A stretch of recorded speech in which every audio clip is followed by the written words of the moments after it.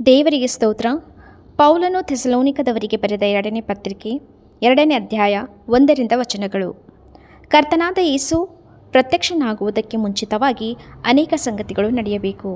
ಸಹೋದರರೇ, ನಮ್ಮ ಕರ್ತನಾದ ಯೇಸು ಕ್ರಿಸ್ತನ ಪ್ರತ್ಯಕ್ಷತೆಯ ವಿಷಯವಾಗಿಯೂ ನಾವು ಆತನ ಬಳಿಯಲ್ಲಿ ಕೂಡಿಕೊಳ್ಳುವುದರ ವಿಷಯವಾಗಿಯೂ ನಿಮ್ಮನ್ನು ಬೇಡಿಕೊಳ್ಳುವುದೇನೆಂದರೆ, ಕರ್ತನ ದಿನವು ಈಗಲೇ ಹತ್ತಿರವಾಯಿತೆಂಬುದಾಗಿ ದೇವರಾತ್ಮ ಪ್ರೇರಿತವಾದ ನುಡಿ ಇದೆ ಎಂದಾಗಲಿ, ಪೌಲನು ಹಾಗೆ ಹೇಳಿದ್ದಾನೆಂದಾಗಲಿ, ಪೌಲನು ಹಾಗೆ ಬರೆದನೆಂಬುದಾಗಲಿ ಯಾರಾದರೂ ಹೇಳಿದರೂ, ನೀವು ಬೇಗನೆ ಬುದ್ಧಿಗೆಟ್ಟು ಚಂಚಲರಾಗಿ ಕಳವಳ ಪಡಬೇಡಿರಿ. ಯಾರು ಯಾವ ವಿಧದಲ್ಲಿಯೂ ನಿಮ್ಮನ್ನು ಮೋಸಗೊಳಿಸದಂತೆ ನೋಡಿಕೊಳ್ಳಿರಿ. ಯಾಕಂದರೆ ಮೊದಲು ಮತಭ್ರಷ್ಟತೆಯು ಉಂಟಾಗಿ ಅಧರ್ಮ ಸ್ವರೂಪನು ಬಯಲಿಗೆ ಬಂದ ಹೊರತು ಆ ದಿನವೂ ಬರುವುದಿಲ್ಲ.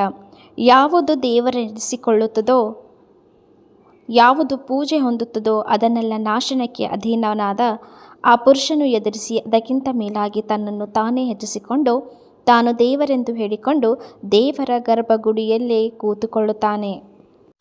ನಾನು ನಿಮ್ಮ ಸಂಗಡ ಇದ್ದಾಗ ಈ ಸಂಗತಿಗಳನ್ನು ಹೇಳಿದ್ದು ಜ್ಞಾಪಕವಿಲ್ಲವೋ? ಇದಲ್ಲದೆ ಆ ಮನುಷ್ಯನು ನೇಮಕವಾದ ಸಮಯದಲ್ಲೇ ಹೊರತು ಬಯಲಿಗೆ ಬರುವುದಕ್ಕೆ ಏನು ಅಡ್ಡಿ ಮಾಡುತ್ತದೋ ಅದು ನಿಮಗೆ ತಿಳಿದೇ ಇದೆ. ಅಧರ್ಮವು ಈಗಲೂ ಗುಪ್ತವಾಗಿ ತನ್ನ ಕಾರ್ಯವನ್ನು ಸಾಧಿಸುತ್ತದೆ. ಆದರೆ ಇದುವರೆಗೆ ಅಡ್ಡಿ ಮಾಡುವವನು ತೆಗೆದು ಬಿಡಲ್ಪಡುವ ತನಕ ಅದು ಗುಪ್ತವಾಗಿಯೇ ಇರುವುದು. ಅವನು ತೆಗೆದು ಬಿಡಲ್ಪಟ್ಟ ಕೂಡಲೇ ಆ ಅಧರ್ಮ ಸ್ವರೂಪನು ಕಾಣಬರುವನು. ಅವನನ್ನು ಯೇಸು ಕರ್ತನು ತನ್ನ ಬಾಯ ಉಸಿರಿನಿಂದ ಕೊಲ್ಲುವನು, ತನ್ನ ಪ್ರತ್ಯಕ್ಷೆಯ ಪ್ರಕಾಶದಿಂದ ಸಂಹರಿಸುವನು. ಆ ಅಧರ್ಮ ಸ್ವರೂಪನ ಪ್ರತ್ಯಕ್ಷತೆಯು ಸೈತಾನನ ಮಾಟಕ್ಕನುಗುಣವಾಗಿರುವುದು. ಅದು ಮೋಸಗೊಳಿಸುವ ಸಕಲ ವಿಧವಾದ ಮಹತ್ಕಾರ್ಯ, ಸೂಚಕಕಾರ್ಯ, ಅದ್ಭುತ ಕಾರ್ಯ ಇವುಗಳಿಂದಲೂ ದುರ್ನೀತಿಯ ಎಲ್ಲ ವಂಚನೆಯಿಂದಲೂ ಕೂಡಿ ನಾಶನ ಮಾರ್ಗದಲ್ಲಿರುವವರಿಗೋಸ್ಕರ ಸಂಭವಿಸುವುದು. ಅವರು ಸತ್ಯದ ಮೇಲೆ ಪ್ರೀತಿಯ ನಡೆದ ಕಾರಣದಿಂದ ರಕ್ಷಣೆಯನ್ನು ಹೊಂದದೆ ನಾಶವಾಗುತ್ತಾರೆ. ಅದೇ ಕಾರಣದಿಂದ ದೇವರು ಅಸತ್ಯ ನಡೆಸುವ ಭ್ರಮೆಯನ್ನು ಅವರಲ್ಲಿಗೆ ಕಳುಹಿಸಿ ಆ ಸುಳ್ಳನ್ನು ನಂಬುವುದಕ್ಕೆ ಅವರನ್ನು ಬಿಡುತ್ತಾನೆ.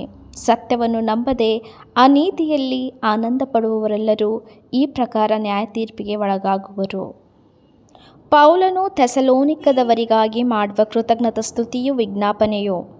ಕರ್ತನಿಗೆ ಪ್ರಿಯರಾಗಿರುವ ಸಹೋದರರೇ, ನೀವು ಪವಿತ್ರಾತ್ಮನಿಂದ ಶುದ್ಧೀಕರಿಸಲ್ಪಟ್ಟವರಾಗಿ ಸತ್ಯದ ಮೇಲೆ ನಂಬಿಕೆನಿಟ್ಟು ರಕ್ಷಣೆಯನ್ನು ಪಡೆಯುವುದಕ್ಕಾಗಿ ದೇವರು ನಿಮ್ಮನ್ನು ಆದಿಯಿಂದ ಆರಿಸಿಕೊಂಡದ್ದರಿಂದ ನಾವು ನಿಮ್ಮ ವಿಷಯದಲ್ಲಿ ಯಾವಾಗಲೂ ದೇವರಿಗೆ ಕೃತಜ್ಞತಾ ಸ್ತುತಿ ಮಾಡುವುದಕ್ಕೆ ಬದ್ಧರಾಗಿದ್ದೇವೆ. ನೀವು ಹೀಗೆ ರಕ್ಷಿಸಲ್ಪಟ್ಟು ನಮ್ಮ ಕರ್ತನಾದ ಯೇಸು ಕ್ರಿಸ್ತನ ಪ್ರಭಾವವನ್ನು ಸಂಪಾದಿಸಿಕೊಳ್ಳಬೇಕೆಂದು ದೇವರು ನಮ್ಮ ಸುವಾರ್ತೆಯ ಮೂಲಕವಾಗಿ ನಿಮ್ಮನ್ನು ಕರೆದನು. ಹೀಗಿರುವುದರಿಂದ ಸಹೋದರರೇ, ದೃಢವಾಗಿ ನಿಲ್ಲಿರಿ.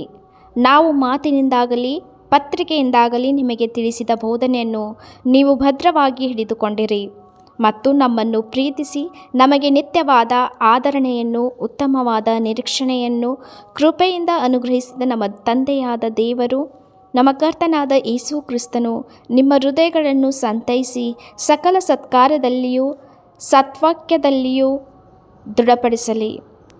ಈ ವಾಕ್ಯವು ಪೌಲನು ಥೆಸಲೋನಿಕದವರಿಗೆ ಬರೆದ 2ನೇ ಪತ್ರಿಕೆ 2ನೇ ಅಧ್ಯಾಯ 1ರಿಂದ 17 ತನಕ ವಚನಗಳು.